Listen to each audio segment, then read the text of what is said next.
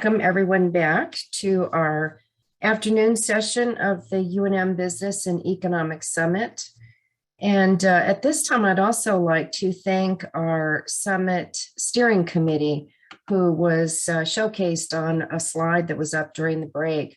And we will show it again later in the program. But without the work of that planning committee, this day would not really be possible. So thank you to all of the folks in various sectors of our economy in the state who participated and provided insights into developing the agenda, recruiting our speakers, and making today's event a success. So thank you. So the purpose of this afternoon session is to highlight just a few examples of collaboration in our state that are contributing to our future economic development, because that's what we're all about today. How are we going to build the future economy of New Mexico? And so these are kind of forward-looking initiatives, granted, but things that could be really substantial impacts on the economy. And again, just to remind everybody, this is not meant to be inclusive. It is meant to be representative of a few different areas. And so we will start with the first panel, which I'll moderate, and that's our Quantum New Mexico Coalition, Advancing Inclusive Infrastructure. Our panel members today are Dave Hanson, professor at UNM, and he is the Interim Assistant Vice President for Research at UNM and working closely with Rainforest Innovations and others on the development of these kinds of initiatives. We also have Mary Monson, who is the Senior Manager for Technology Partnerships and Business Development for Sandia National Laboratories. And Mary's just an awesome collaborator on so many of our economic development initiatives in the state. And then finally, thank you to Kimball Sekaquaptewa, who is the Chief Technology Director at the Santa Fe Indian School. And I apologize if I didn't pronounce your name correctly. You'll have to correct us. And thank you especially to Kimball, because she stepped in at the last moment for this panel, and because our speaker from Sacred Wind was not able to join today. So the Santa Fe Indian School is a partner in the Quantum New Mexico Coalition initiative. So thank you so much, Kimball, for joining us. So I would actually like to start by asking each panelist to briefly introduce yourself and your organization. So Dave. Hi, thanks, Lisa. I'm happy to be here. My name is David Hanson. As Lisa mentioned, I'm a biology faculty member, plant biologist, but I'm now also operating as the interim assistant vice president for research. And so I'm happy to be here and talk about this effort that we've been working on with Lisa and others.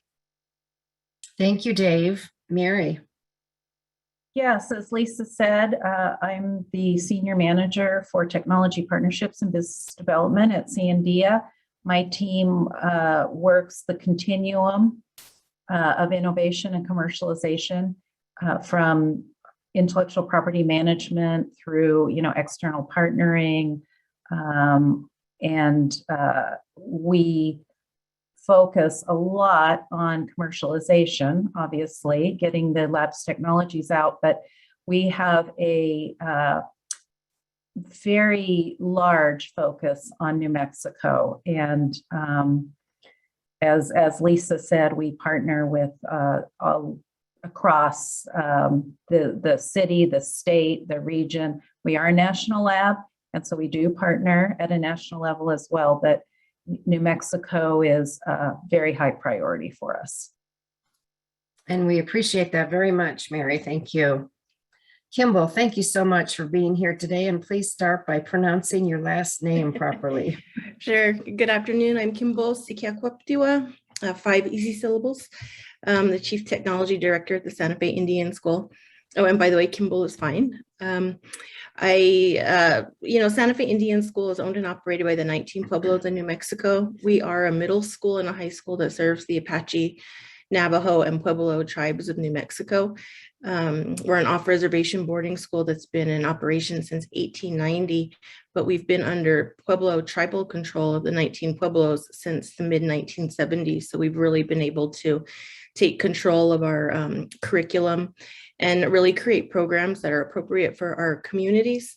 And that's what brings me here today, I believe, is because when we looked at the tribal needs and when our governor spoke to us about what their priorities were, initially with the broadband, it came in the context of language revitalization.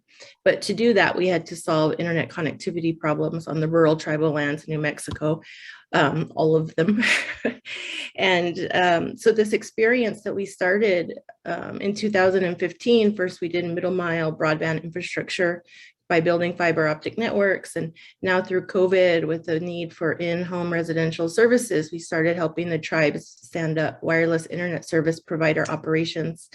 So coming here and meeting this project and this group of people, you know, it's really more out of need and potential than coming in here to say we have demonstrated results, because now we know what workforce we need to develop immediately. Now we know what, you know, youth programs we need to start putting in place so we can build these career pathways, have long-term results. So we don't have the solutions, but working with this greater group really is going to help our tribes, as we now are broadband providers, but participating in the digital economy in a way that we never have before.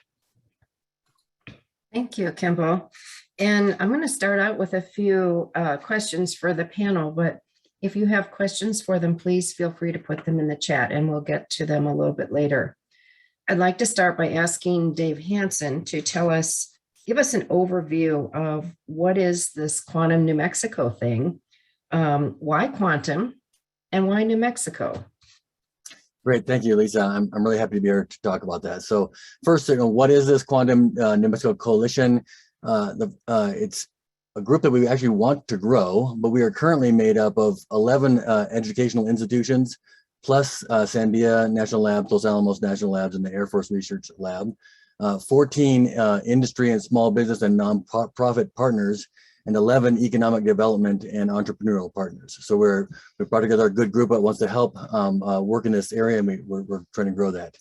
What we want to do is work on a new statewide effort to diversify our economy with new high-paying wage jobs by making New Mexicans the leaders in really the IT sector of the future, which is this quantum science and technology sector, okay?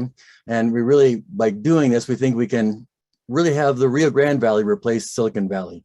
And you might think that sounds far-fetched, but it's really not so far-fetched, and there's really sort of 4 reasons I think of about why it isn't far-fetched. One is that, quantum information science and technology will generate the innovations that will revolutionize the IT sector for the next 20 years, okay? So enabling fundamental things like, high speed, low energy, which is low water use for cooling, data analysis, artificial intelligence, understanding things like, your voice and analyzing complex data sets to enhance human success are big things that they are used for.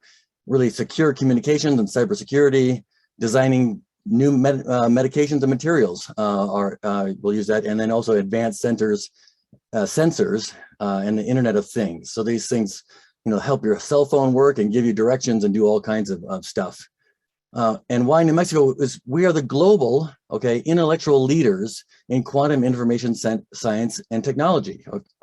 New Mexicans have been world leaders for nearly a century, through collaborations between our universities and our national labs.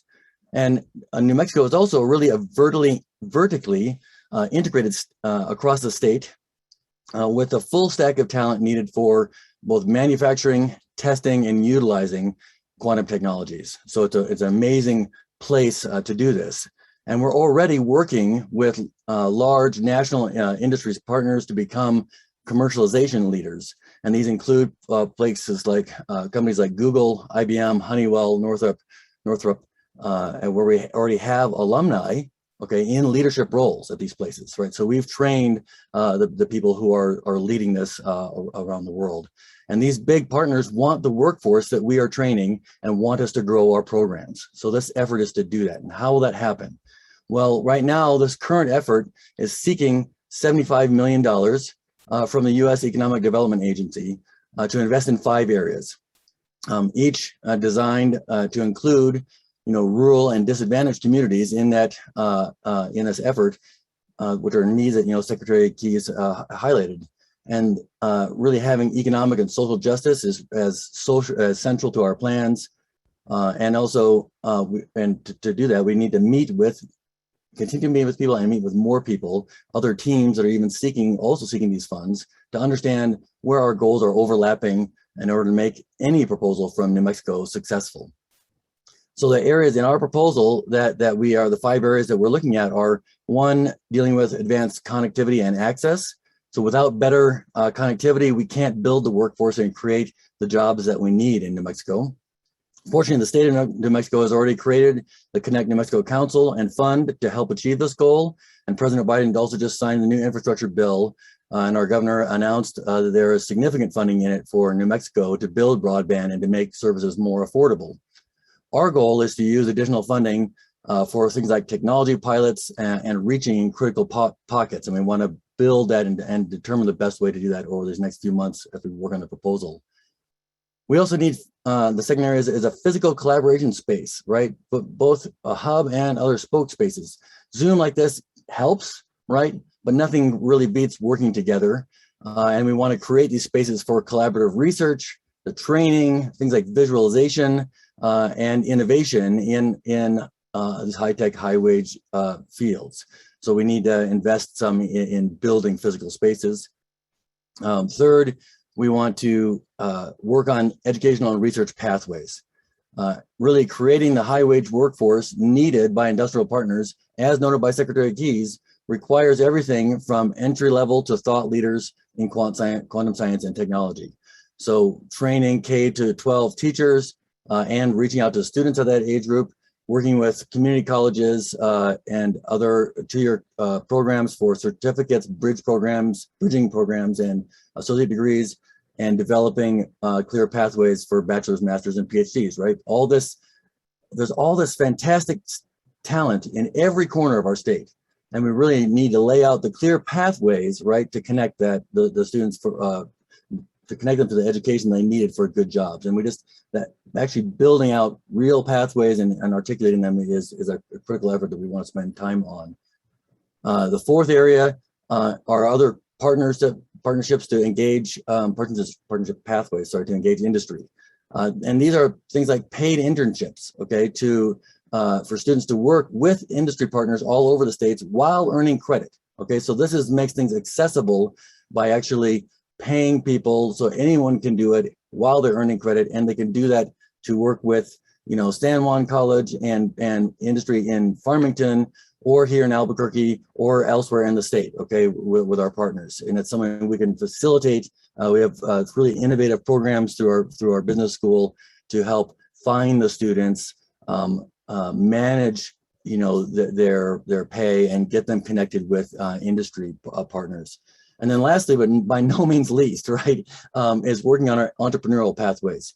We already have great programs that we want to support and expand our programs, like the Innovation Academy and the Management Technology Group at UNM, Rainforest Innovations, the Arrowhead Center at NMSU, and CNM Ingenuity. Right, these are all things that have been already discussed a fair bit today, and we want to grow them. And one of the new things we would like to really do in this area is launch a new innovative 1-year professional Master of Science in Business Creation and Scaling that you can take while building a startup, right, anywhere in the region. So you can try to build your startup, get the support from the places we have that do that, and earn a degree at the same time. And that's the brief overview of really what this new initiative is. Thank you so much, Dave. It really addresses a lot of the points that were brought up in the state's plan this morning. So that's exciting. Mary, from Sandia's perspective, what are some of the benefits to New Mexico of a quantum collaboration? Yeah, so you had said why New Mexico, and Dave answered that really well. I mean, on these opportunities, the first thing I think is why not New Mexico? We're seeing the national landscape in quantum. There are a lot of states that are making bold statements about what they have to offer in this area. And if you really boil it down, we have a more advanced quantum ecosystem than those other regions.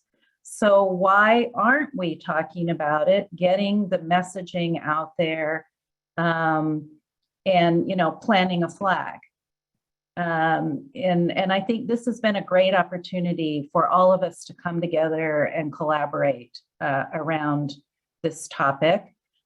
There's so many different organizations that are part of this, which is a big part of why we have a chance at success, right?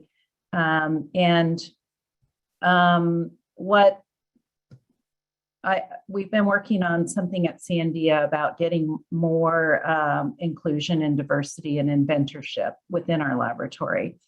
And I always really like this quote. In 2017, Harvard did a study. And so I'm referring to the inclusive infrastructure in the title. So Harvard did a study that actually stated that if women, minorities, and those from disadvantaged backgrounds were to patent technology at the same rate as the traditional inventor demographic in the US, the rate of innovation in America would quadruple. And so in quantum, we're going to be seeing a lot of advances, a lot of inventions, and bringing this very diverse set of players together. And all the way from, the labs, universities, the community colleges, other, the nonprofits, I mean, just industry, all coming together, we can make a really big impact for the state and for the nation in advancing this technology. And of course, this area is very, very important to the labs. We're going to need to hire people. And of course, we love hiring from New Mexico. And then, of course, Lisa, your passion and my passion will be starting early to really set up the pipeline for these technologies to create and expand companies in New Mexico. Absolutely. And Mary, Professor Ivan Deutsch in the chat says New Mexico is already a major player in the National Quantum Initiative. QNM will build on a strong foundation here in New Mexico with major hub in quantum technologies like quantum computing, quantum cybersecurity, and quantum sensing. I wonder if you could just briefly mention the DOE initiative that QNM's already partnering in. About that. So thank you, Ivan. Great statements there, and absolutely correct. So Sandia is one of the two lead labs in something called the Quantum Systems Accelerator. And we have about a dozen university partners across the nation, but UNM is a primary partner in the center. And not only are we looking at the research, funding the research, the DOE is funding the research, we are also focused on building out the ecosystem. And so there have been some things, and David Kiston from Sandia is our point person for that ecosystem for the center. But really looking at how do we build the partnering infrastructure, the intellectual property approach, as you know, Lisa, you're participating in that, to really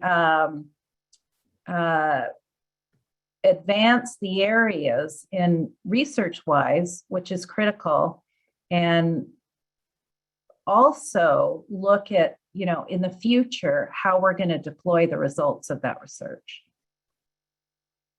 And so it's a up to 5-year center that we have. There are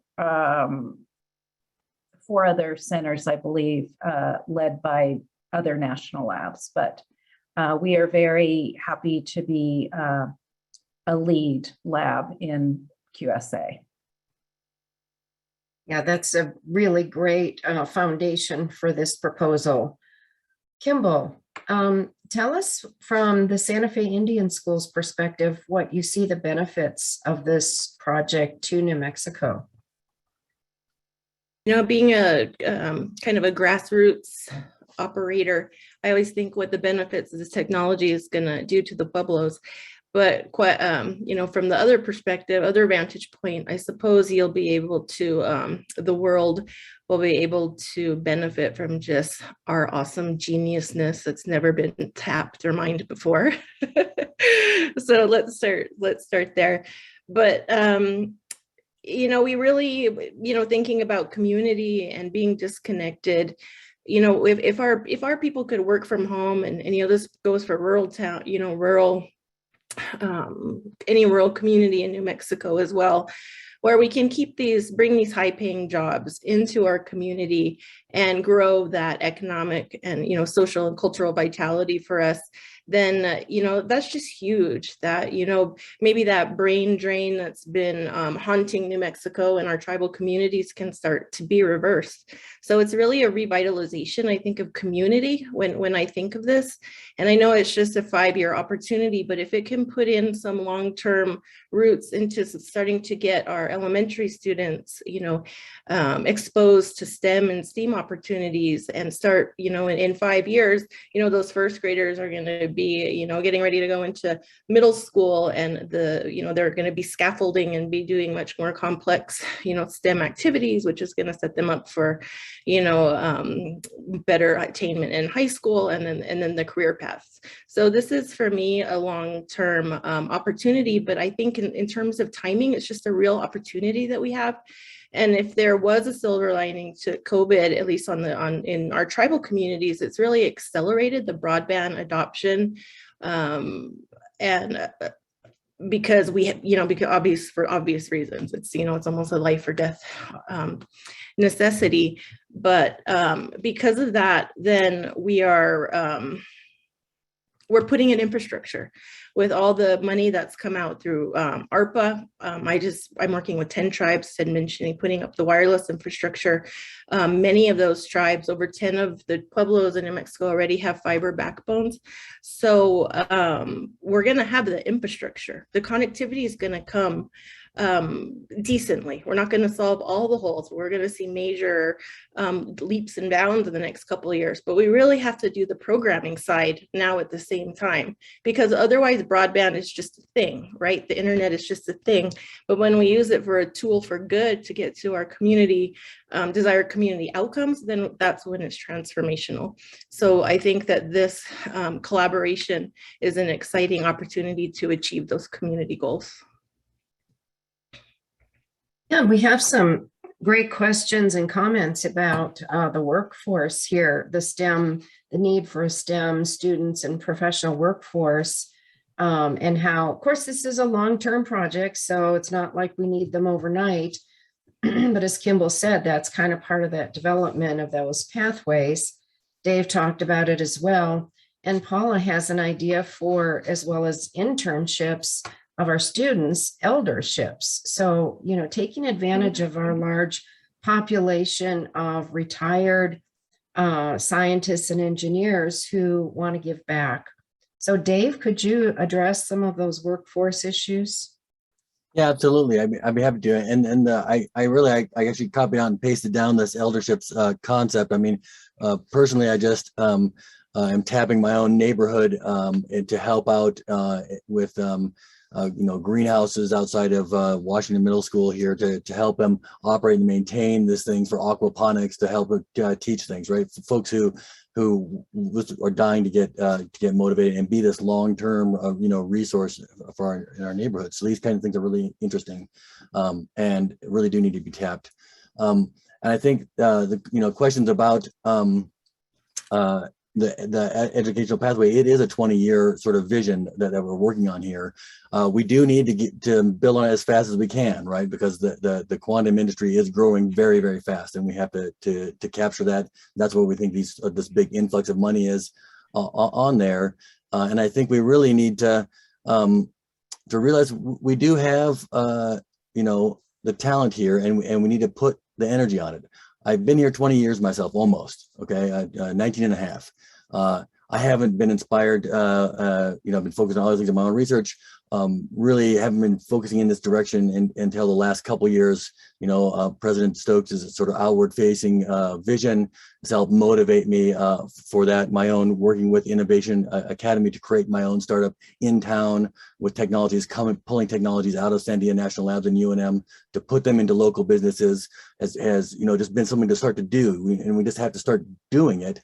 And we find that we, maybe our students didn't come up with the training that we wanted them to come to us with.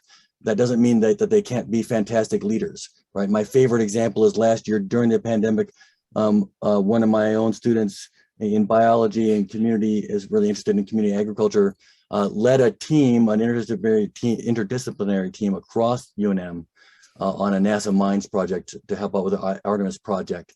Never something she'd ever thought she had been doing, never had any training inside of that, outside of the plant biology. And guess what, right? We won the national competition, right? So we have the talent, we just have to put in the time. That's a great example, Dave. Mary, I'm kind of curious about the workforce question for Sandia, if you could address it. I think, we're very large. As we launch into these new research areas, which is what was pointed out by Ivan and Dave, it's really not a new research area for New Mexico. I mean, we've been working for quite a while in these areas. And when I think about it, because I think about it from not just the lab perspective, but from the economic development perspective as well, we're going to need a workforce that can work across the continuum. At Sandia, we need a lot of researchers, obviously. And that's, we're looking for those kind of employees to advance research where we're funded by the DOE and others. But to really build out the companies and so forth, we're going to need, technicians, people who are have certificates, a level of education, all along the continuum. And so what I really like about this proposal and this effort is we've got a lot of involvement from the various players, research universities, all the way covering the entirety of the workforce, which we're going to need if we're going to make New Mexico the leader in quantum in the nation, which I feel like we absolutely can do, but it's going to take all of us. And the workforce is going to have to be, across the board, the development of that workforce. Eric Rentz-Whitmore points out that it can be an attractor for students to come to New Mexico to go to school if they see that this is a strength and that's an area of interest for them. We also want to attract entrepreneurs, and we are attracting entrepreneurs to New Mexico, some high-tech industries, some low-tech industries, and everything in between. But we have become a destination place for remote workers and entrepreneurs in recent years. So I think this topic, quantum, which undergirds so many of the target industries that our state has, could really be an attractor for people to our state. Kimball, there's a question here from Cindy Jarvison, and she says, when tribal communities develop meaningful purpose for creating an economy, such as preserving culture and language as a priority, clarity and abundance follows. Not having a purpose and scattered goals, that is our biggest weakness. Could you address that? Yeah, a couple things there, and thank you for that comment, because there are, this technology has the ability, and I should back up and say, when we built our middle mile networks connecting 6 pueblos, we connected them to Albuquerque Gigapop, ABQG. So we're now and then this year I'm extending that presence up to Santa Fe Indian School. So both our tribal libraries and small schools on these pueblos, as well as our school, are now part of a national research and education network. So how do we drive that? I've been promising, I stand up and say how cool it is. And quite honestly, I need you guys to help me prove that I'm right by doing amazing things with it. Because when the mention of developing medicines, was something that could happen, on these high-speed broadband connections, that's awesome. And that's something that we just haven't thought that we could do before. So we do have culture and critical needs in our communities that we don't know how to use these tools to do. So I want to put out that before I go into the language and culture piece, because everything isn't known yet. So maybe it's less scattered and just in discovery. With the language and culture piece, when we connected all these schools and libraries, and at first it was just to get high-speed, cheap internet. I didn't, and then I realized pretty quickly the power of what we were doing by bringing this infrastructure to the communities. But certainly, we absolutely wanted to increase collaboration by creating a private cloud. Data sovereignty is really important to the tribes right now.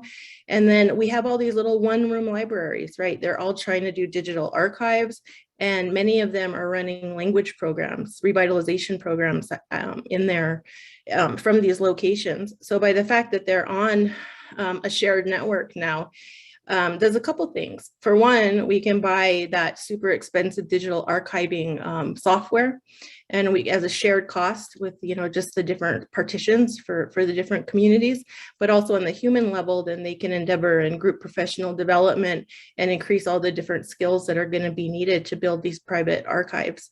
So that is a unifying, the language and culture needs using technology has really motivated our communities in that broadband space. So I appreciate that. And what it is it's kind of parsing out into different sections, right?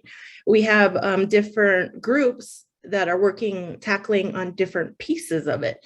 So everybody's not doing everything. It's creating some niches where we can operate, and everybody's kind of getting to their goals. We know we have a lot of artists, and during COVID, a lot of the shows got canceled, so the need to scan and create websites got big.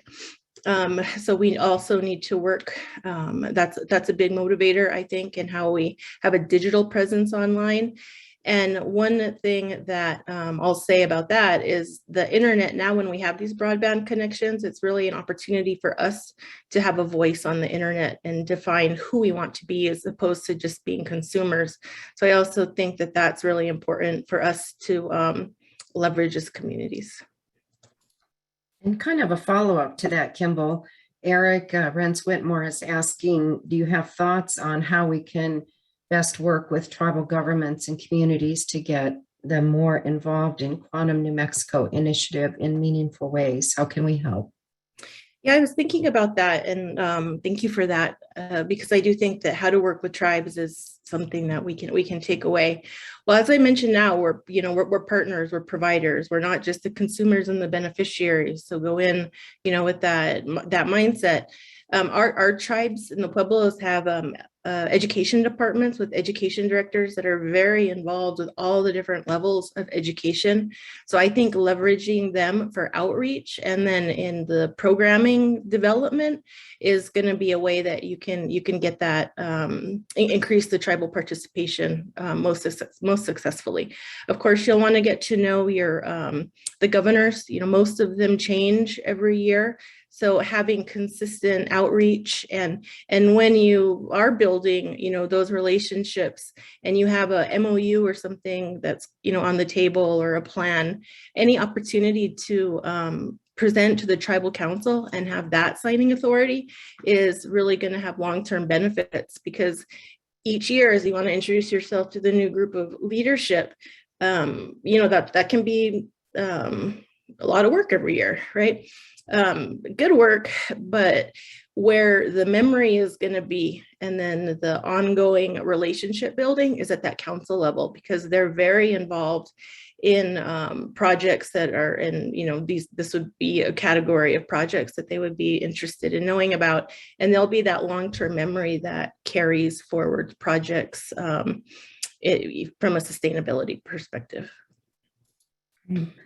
And Dave, Patricia Knighton from New Mexico State brings up a great point that, with a new industry like quantum, for every PhD researcher that we're churning out, we need 10 engineers and 100 technicians.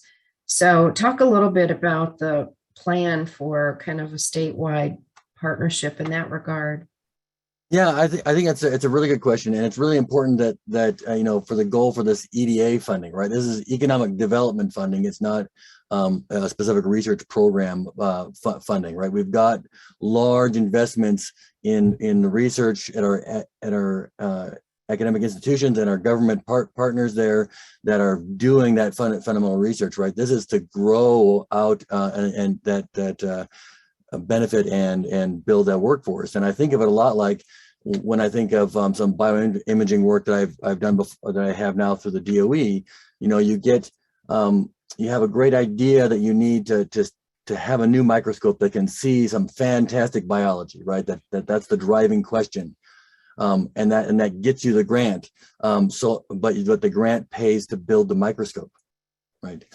Not to do the biology yet, right? So this is to build the microscope. The equivalent is we need to build the workforce, and that's where this money is really going, because we do need such a wide range of skill sets, and it's really starting out from everything from teachers to motivate kids to working with our each level of institution to train all the diverse folks that we need, and we'll need them in a lot of different.